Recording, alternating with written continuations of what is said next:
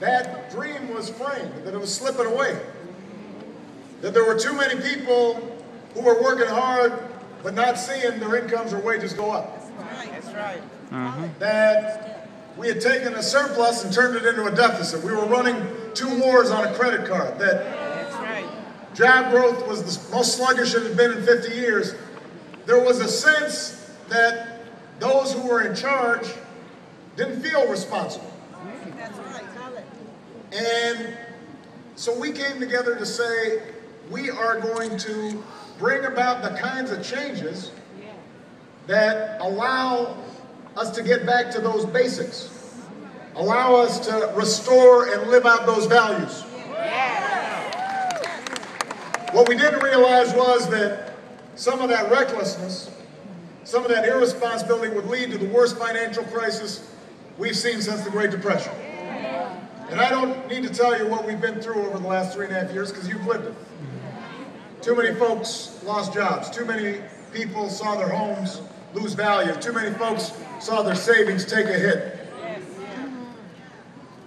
But you know what's given me confidence and faith is the fact that as I've traveled around the country now, just like I used to travel around Illinois, that same decencies, those same values, they're still alive, at least outside Washington. Times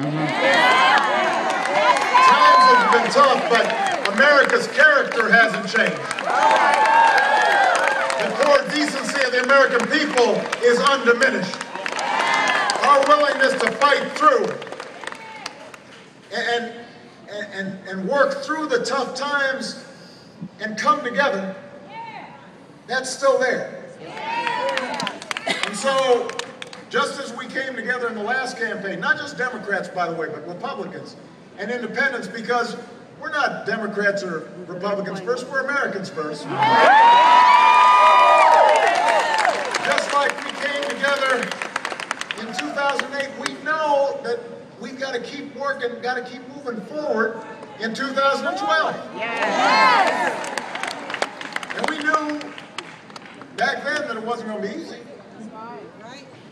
These problems we're facing, they didn't happen overnight. They're not going to be solved overnight.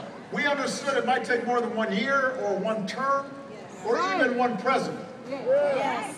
But what we also understood was that we weren't going to stop until we had restored that basic American bargain that makes us the greatest country on earth.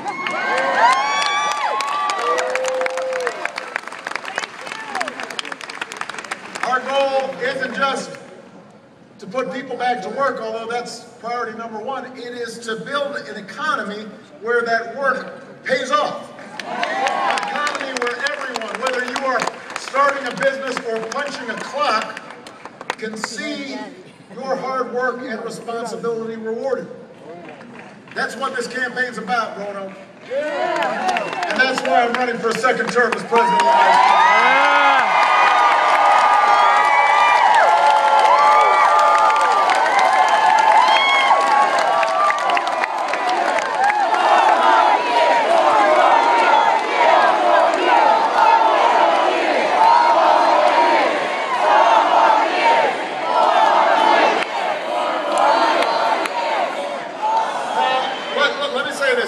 It's fashionable among some pundits, and this happens every time America hits a rough patch. It's fashionable to be saying, well, this time it's different. This time we really are in the soup. It's going to be hard to solve our problems. Let me tell you something. What's missing is not big ideas. What's missing is not that we've got an absence of technical solutions to deal with issues like education or energy or our deficit. The problem we've got right now is we've just got a stalemate in Washington. Yes. You know, and the outcome of this debate that we're having is going to set the stage not just for the next year or 5 years, but for the next 20. Yes. On the one side, you've got my opponent in this presidential race and his Republican allies. No.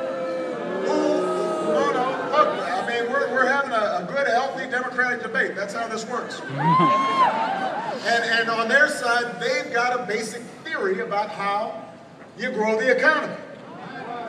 And the theory is very simple. They think that the economy grows from the top down. So their basic theory is if wealthy investors are doing well, then everybody does well. So if we spend trillions of dollars on more tax cuts, mostly for the wealthy, that's somehow going to create jobs. Even if we have to pay for it by gutting education, and gutting job training programs, and gutting transportation projects, and maybe even seeing middle class folks have a higher tax burden. So that's part number one, right? More tax cuts for those at the top.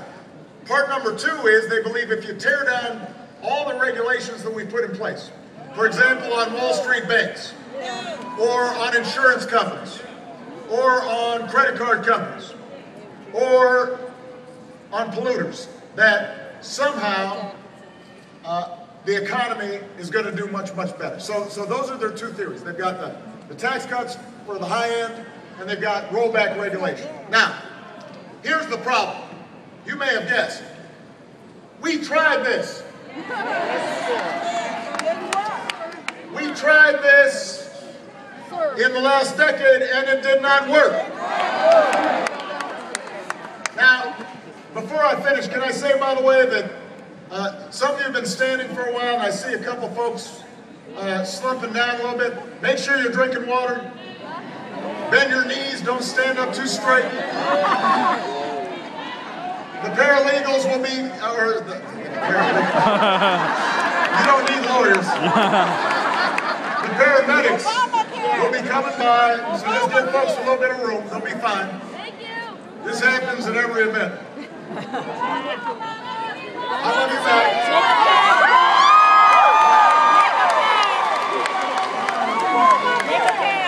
But I just want to point out that we tried their theory for almost 10 years. And here's what it got us. We got the slowest job growth in decades.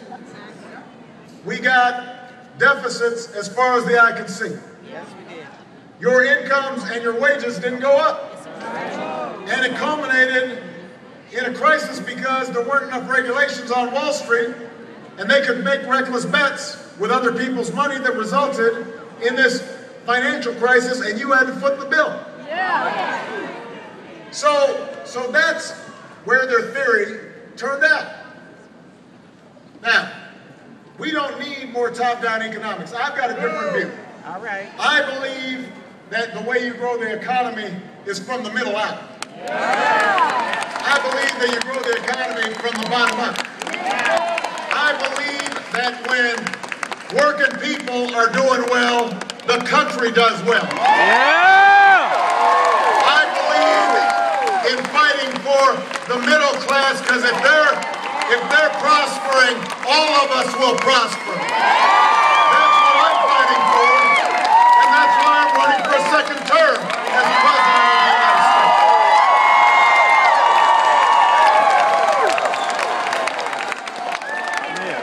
4 more years.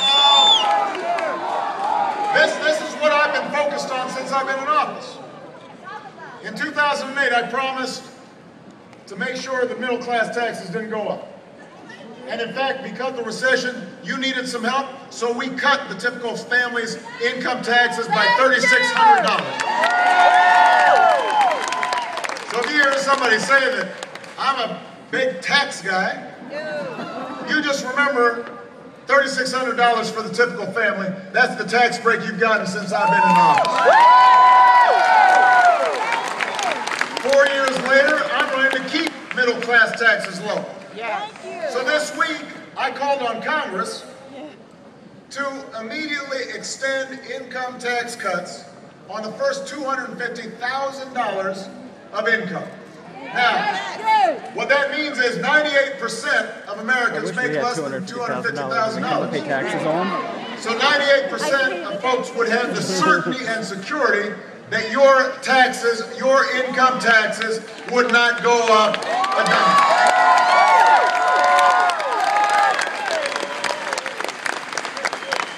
And by the way, this is not a hypothetical. This wasn't some campaign promise.